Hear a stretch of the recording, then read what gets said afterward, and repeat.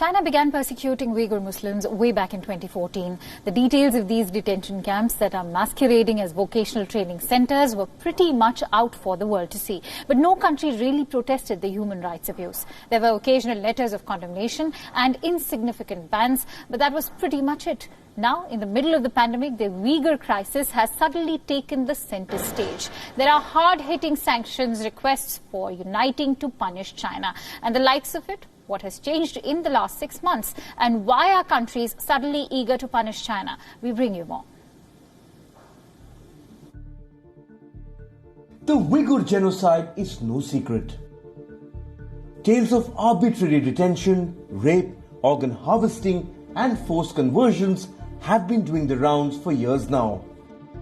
But have you ever wondered why the world has not done enough to punish China for its persecution of the Uyghurs? Why the Xinjiang crisis has repeatedly been brushed under the carpet? The answer is simple. What has the world to gain? How do they profit by standing by the Uyghurs and taking on China?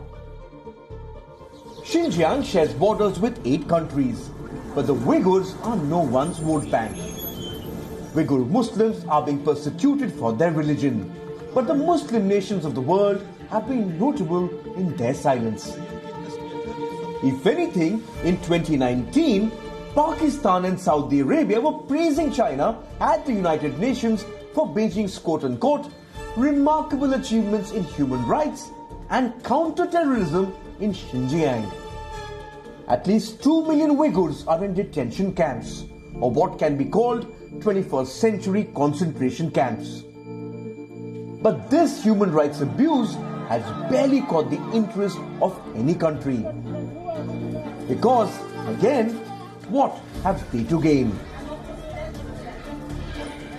Instead, countries chose to prioritize their economic ties and strategic relationship with China. Some were even complacent in the crime. In 2015, Thailand sent back over 100 Uyghurs. 2 years later, Egypt deported 14 when Chinese President Xi Jinping visited Xinjiang. And up till 2020, the plan was on track. At least 10% of the Uyghurs were behind bars. Beijing had built over 143 camps in Xinjiang. And no one in the world was hearing the cries from behind the high walls and barbed wires. Then came the Wuhan virus, shaking countries around the world. Healthcare systems began crumbling. Economies started plummeting. Millions, including world leaders, began getting infected. China's wrongdoing started putting votes at risk. The world finally wants to punish China, and the Uyghurs have taken center stage. The United States slapped 4 CCP officials with sanctions, including Chen Guangao, a member of China's powerful Politburo. All 4 officials have been accused of human rights abuses against Uyghur Muslims. Washington is now calling upon the world to unite against the Chinese Communist Party.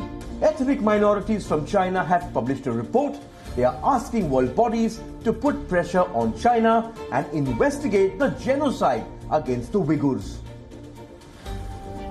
The report says the Chinese government has deployed 1.1 million Han Chinese cadres to control the daily life of Uyghurs. Over 6 years of persecution later, the Uyghur crisis is finally being addressed. The question now is, how can the world punish China? Sanctions and letters of condemnation have not worked in the past.